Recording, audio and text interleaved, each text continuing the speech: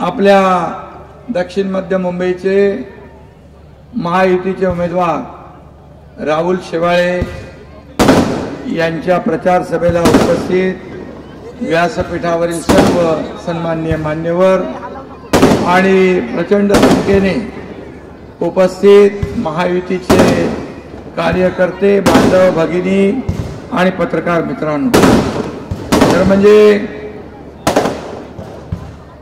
येत्या 20 तारखेला ही लोकसभेची निवडणूक होती। ही निवडणूक फक्त एका मतदारसंघाची नाही, ही निवडणूक फक्त राहुल शेवाळे यांची नाही, तर ही निवडणूक या देशाला विकासाकडे नेणारी आहे। ही निवडणूक देश घडवणारी आहे, ही निवडणूक देशाची प्रगती करणारी आहे। आणि म्हणून या निवडणुकीमध्ये आपण पुन्हा एकदा या देशाचे प्रधानमंत्री नरेंद्र मोदीजी यांना पुन्हा एकदा प्रधानमंत्री बनवणारी ही निवडणूक आहे। आपण म्हणतो ना, फिर एक बार मोदी सरकार, आणि आपकी बार, आणि तिसरी बार राहुल शेवाळे खासदार। आणि म्हणून गेले 2 वर्षामध्ये बाबा बंद कर ना बाजूला, गेल्या 2 वर्षात महायुतीने केलेलं काम आणि गेल्या 10 वर्षामध्ये मोदीजींनी केलेलं काम, गेले 50-60 वर्ष या काँग्रेसने हे देशाला मागे नेण्याचं काम केलं, अधोगतीला नेण्याचं काम केलं। आज आपण जर पाहिलं तर 2014 पूर्वी या देशामध्ये बॉम्बस्फोट होत होते, दंगली होत होत्या, घोटाळ्यांची मालिका दिसत होती, परंतु 2014 नंतर एकही बॉम्बस्फोट करण्याची हिम्मत या पाकिस्तानच्या दहशतवाद्यांनी केली नाही। याचं कारण या देशाला लाभलेलं मजबूत नेतृत्व नरेंद्र मोदीजी यांच्या रूपाने। आता भारत मजबूर नाही, हा भारत मजबूत आहे, मजबूत। आज भारत बोलतो आणि जग हलतो, जग ऐकतो, अशा प्रकारचे परिवर्तन या देशामध्ये आपण पाहतोय। आज मी सकाळी वाराणसीला होतो, आदरणीय प्रधानमंत्री महोदयांचा उमेदवारी अर्ज भरायला त्या ठिकाणी जाण्याचा योग मला मिळाला। त्या भागातली जनता अतिशय आतुरलेली पाहिले की कधी एकदा मतदान करतो आणि नरेंद्र मोदीजींना भरघोस मताने निवडून देतो, याची वाट पाहताय। असं काम मोदीजींनी केलंय। राहुलजी, आपण ते वाराणसीचा घाट वगैरे सगळं पाहिलं, आपला काशी विश्वेश्वर, अतिशय मी स्वतः गेलो तिकडे, एक आमूलाग्र बदल त्या ठिकाणी पाहायला मिळाला। सगळीकडे विकासाची गंगा या देशभरामध्ये आपण पाहतोय। आज राम मंदिराचा विषय राहुल शेवाळेजींनी घेतला। राम मंदिराचं स्वप्न, आदरणीय बाळासाहेबांचं स्वप्न, तुमचं आमचं करोडो राम भक्तांचं स्वप्न, 370 कलम हटवण्याचं स्वप्न, हे कोणी पूर्ण केलं? हे या देशाचे प्रधानमंत्री नरेंद्र मोदीजींनी स्वप्न पूर्ण केलं। आणि म्हणून आपण जाहीरपणे म्हणतो, जय श्रीराम, जय जय श्रीराम। याचं कारण आज अभिमान आहे आपल्याला, आपल्याला गौरव आहे। आणि 370 कलम हटवताना राहुल गांधी म्हणाले, खून की नदियां बहेंगी, बम फुटेंगे। काय झालं? मोदीजींच्या नेतृत्वाखाली अमित शाह साहेबांनी असा कार्यक्रम केला की कोणी हो की चूक केलं नाही, केलं का? आणि म्हणून काश्मीर हा नंदनवन आहे आपला, या देशाचा अविभाज्य भाग आहे। आज आपल्या देशाबरोबर तो जोडला गेला। आज तिथेही विकास होतोय, तिथेही प्रगती होते, तिथेही प्रकल्प होत आहेत। आणि म्हणून या देशामध्ये गेले 10 वर्षांनी महिला भगिनी इथं आहेत. मोदीजी नेहमी सांगतात की महिलांना माझा नमस्कार सांगा, त्यांना सांगा 7 वाजता मतदान करा, सकाळी उठून आपल्या परिवाराला तयार करा, नाश्ता करतो, जेवतो, मग जेवल्यावर थोडा आराम करतो, असं बिलकुल करू नका. तुम्हाला हे माहित आहे की महिलाच्या सक्षमीकरणासाठी मोदीजींनी घेतलेले निर्णय, महिला सक्षमीकरण, बेटी बचाओ बेटी पढाओ, लखपती दीदी, ड्रोन दीदी, आपल्या सरकारने लेक लाडकी लखपती योजना, काँग्रेस आता म्हणते आम्ही 1 लाख रुपये महिलांना देऊ. अरे महायुती सरकारने ती योजना सुरू देखील केली. बचत गटाला आपण मानधन वाढवलं आणि आज या देशातलं नवीन संसद भवन झालं. त्या संसद भवनामध्ये पहिला निर्णय कुठला घेतला असेल तुम्हाला माहित आहे? महिला पहिला निर्णय घेतला महिलांना 33% आरक्षण देण्याचा. आता पुढच्या वेळेला व्यासपीठावर मागची लाईन पुढं. त्यामुळे तुम्हाला माझी विनंती आहे, ही निवडणूक देशाची निवडणूक आहे, ही देशाच्या विकासाची निवडणूक आहे, देश घडवणारी निवडणूक आहे. आणि म्हणून आपल्याला माझी एवढीच विनंती आहे की आज राहुल शेवाळेजींनी गेले 10 वर्ष केलेलं काम आपल्या समोर आहे.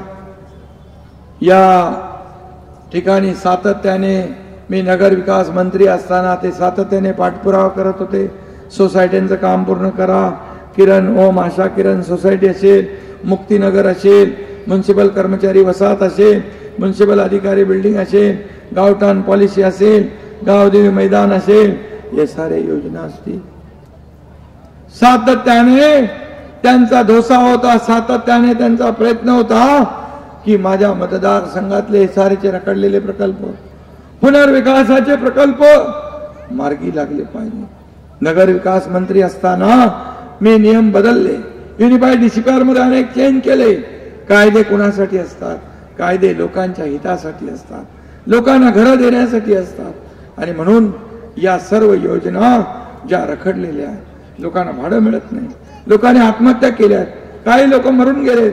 आणि अशा परिस्थितीमध्ये फक्त मुंबईकर करून फक्त मतांवर त्यांच्या डोळा ठेवणारे आम्ही नाही.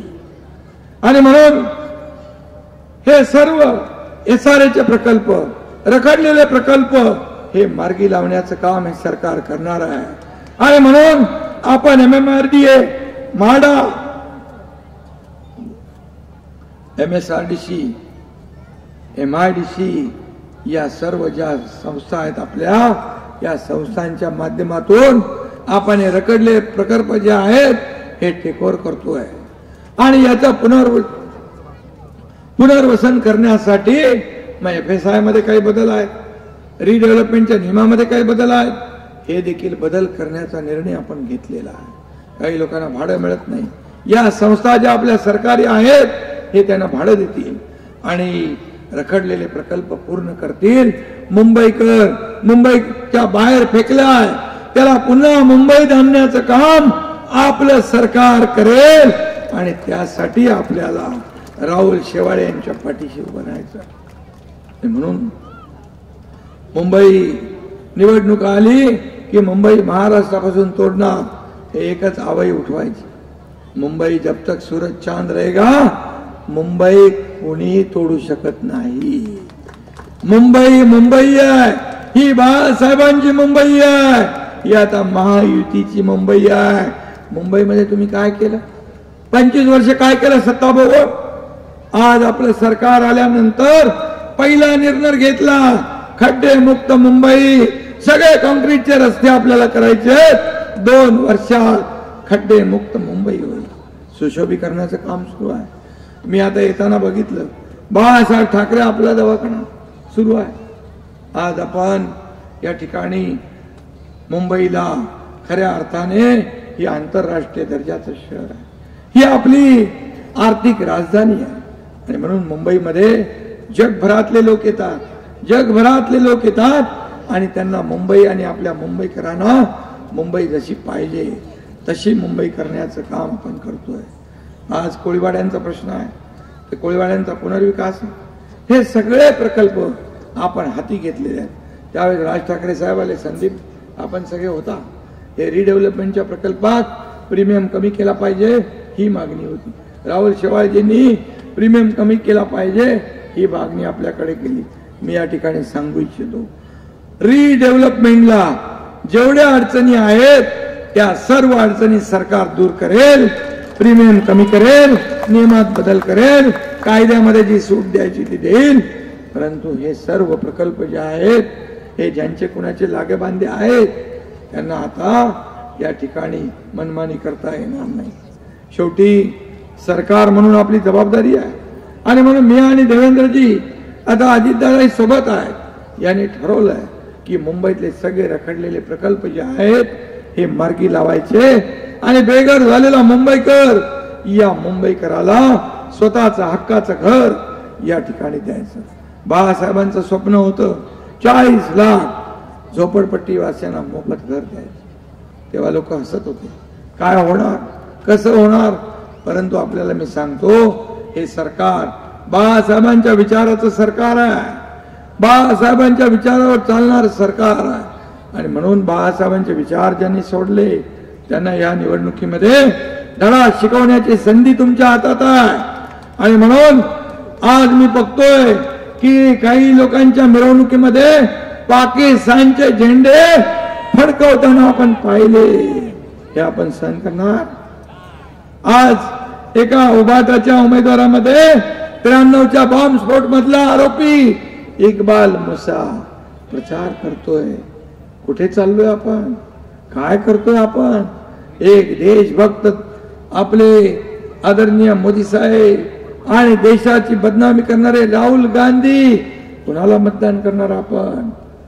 या देशाचा विचार ज्यांनी केला, या देशासाठी जीवन समर्पित केलं, 10 वर्षात एकही सुट्टी त्यांनी नाही घेतली, आणि थोडं उकडायला लागलं, थोडा भारत जोडो यात्रा केली की चालले विदेशामध्ये बदनामी देशाची आणि आपल्या प्रधानमंत्री महोदयांची. त्यांच्याकडे ना नीती, ना नियत, ना नेता. आज त्यांच्याकडे प्रधानमंत्री महोदयाचा, प्रधानमंत्री पदाचा उमेदवार कोण विचारल्यावर ते सांगतात आमच्याकडे 10 लोक आहे. काय 1-1 वर्षाचा प्रधानमंत्री करणार? काही महापालिका आहे, काही जिल्हा परिषद आहे. आपल्याकडे एक मजबूत नेता आहे, त्यांचं नाव आहे नरेंद्र मोदी. त्यांनी आपल्या देशाचं नाव जगामध्ये रोशन केलंय. आपली अर्थव्यवस्था 11 5व्यावर आणली, आता 3ऱ्यावर आणण्याचा निर्धार केला. जेव्हा आपण विदेशात जातो, आपल्या मोदीजींच्या बद्दल देशाचे पंतप्रधान, राष्ट्राध्यक्ष, इतर जगातले लोक अभिमानाने बोलतात, तेव्हा आपला ऊर भरून येतो. आणि म्हणून आज पाकिस्तानला देखील आपल्या देशाकडे डोळे वटारून बघण्याची हिम्मत नाही. ती केवळ मोदीजींमुळे. पूर्वी आपल्या सैनिकांची मुंडकी छाटून पाकिस्तान मध्ये घेऊन जात होते, एवढी हिम्मत दाखवत होते. त्यावेळेस आपले प्रधानमंत्री तिकडे जाऊन एक मजबूत, एक कमजोर भारत आहे याचं दर्शन घडवायचे. पण आजचे आपले मोदीजी पुलवामाचा बदला बालाकोट मध्ये सर्जिकल स्ट्राईक घेऊन करणारे आपले मोदी, भारत आम्ही घुस के मारेंगे हे म्हणणारे मोदी. आणि म्हणून आपल्याला मोदीजींना पुन्हा प्रधानमंत्री बनवायचं आहे. यासाठी तुमची सगळ्यांची जबाबदारी आहे की येत्या 20 तारखेला 400 पार, आपण म्हणतो ना अबकी बार फिर एक बार, मग त्याच्यामध्ये 400 मध्ये आपले शिवाळे पाहिजे ना हातवर करायला. आणि म्हणून सगळ्यांनी मला हातवर करून सांगा, आम्ही सगळे राहुल शेवाळे यांना प्रचंड मताधिक्याने विजयी करणार आणि मोदीजींचे हात बळकट करणार. कारण 10 वर्ष त्यांनी या विभागात सेवा केली, 10 वर्ष या भागात काम केले. जे आता कोण आहेत उमेदवार समोर, काय त्यांना ओळखता तुम्ही? बघितलं कधी? आपण यांना पाहिलं का? कुठे राहतात?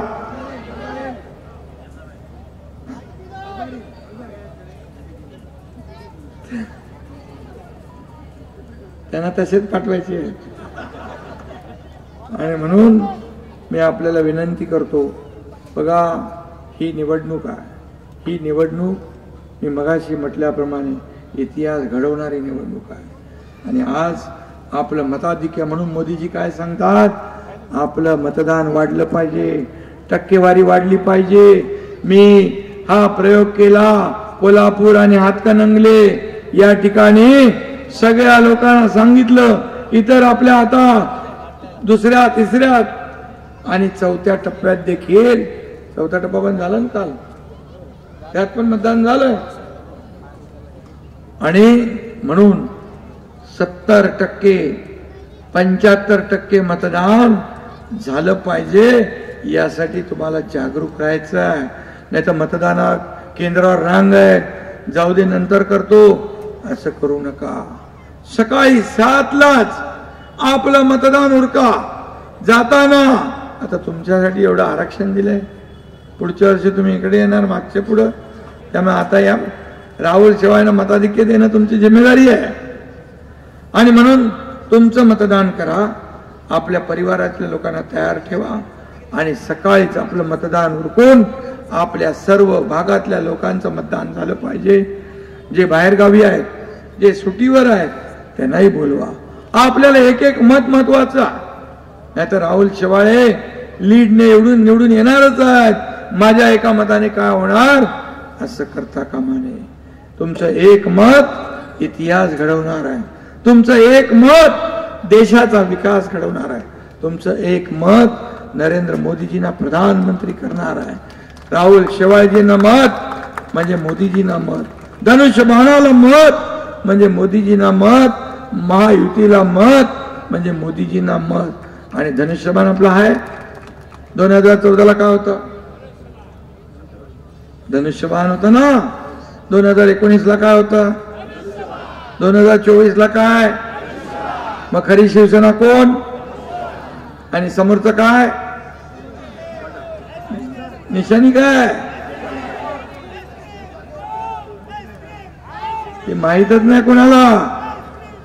त्यामुळे आता येत्या 20 तारखेला धनुष्यबाणातून असा वर्षाव करा मतांचा की ती मशाल विजून संपली पाहिजे आणि धनुष्यबाण राहुल शेवाळे मताधिक्याने विजयी झाले पाहिजे. आज आपली एवढी मोठी फौज आहे.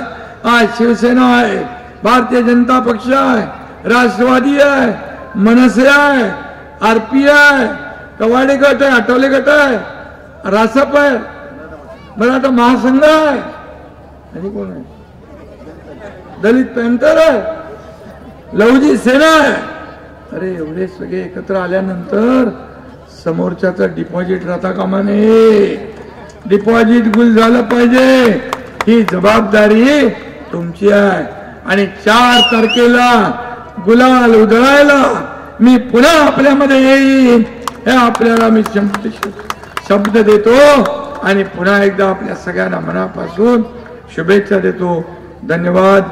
जय हिंद, जय महाराष्ट्र, जय श्रीराम, जय जय श्रीराम.